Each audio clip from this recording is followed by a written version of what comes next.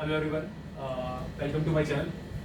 देखो, इधर उधर की बात नहीं करते, डायरेक्टली क्वेश्चन स्टार्ट करते हैं। ये रिसेंटली हाल ही में पूछा हुआ क्वेश्चन है।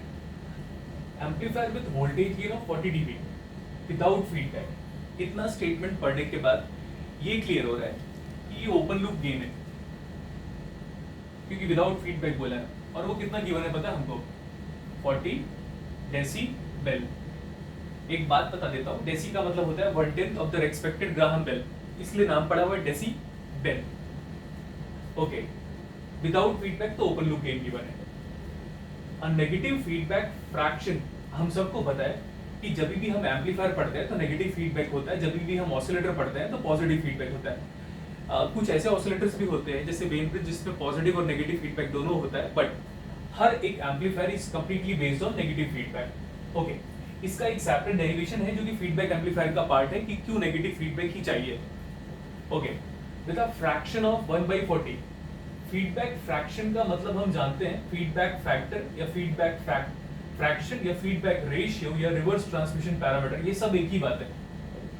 Okay, is given at the input. Obviously feedback is nothing but output connecting back to the input. और फिर क्या बोल रहा है पता है? The net gain of the amplifier in the circuit, dB में ही गेन दिया हुआ है। आपको पता होगा हमारे पास एक फॉर्मूला होता है, ACL is equal to AOL divide by 1 plus और minus, but this time plus होगा क्योंकि हम जो बात कर रहे हैं वो नेगेटिव फीडबैक है। बट इस फॉर्मूले को यूज करते वक्त एक बात का ध्यान रखना है कि AOL should not be in dB ना। This is just a gain without in dB।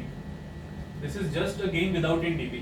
और आपको जो AOL गिवन है वो 40 dB गिवन है, तो 40 dB is equal to 20 log to the base 10।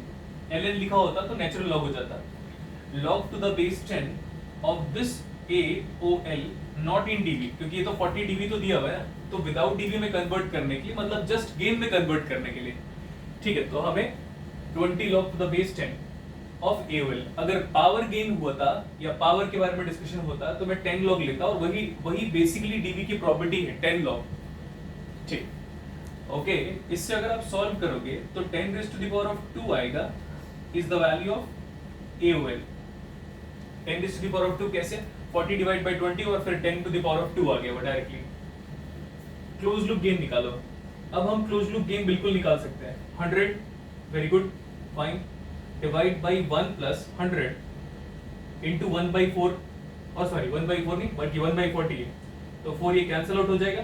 ये 2.5 है, दैट मीन्स 100 डिवाइड बाई 3.5 है, इज इक्वल टू ACL, ठीक है। इस क्वांटिटी को dB में कन्वर्ट करता हूं, मैं साइंटिफिक कैलकुलेटर यूज कर लेता हूं। सो 20 log बेस 10 ऑब्वियसली, और ये गेन की वैल्यू 100 डिवाइड बाई 3.5 है। 100 डिवाइड बाई 3.5, तो वैल्यू 29.11 आ रहा है।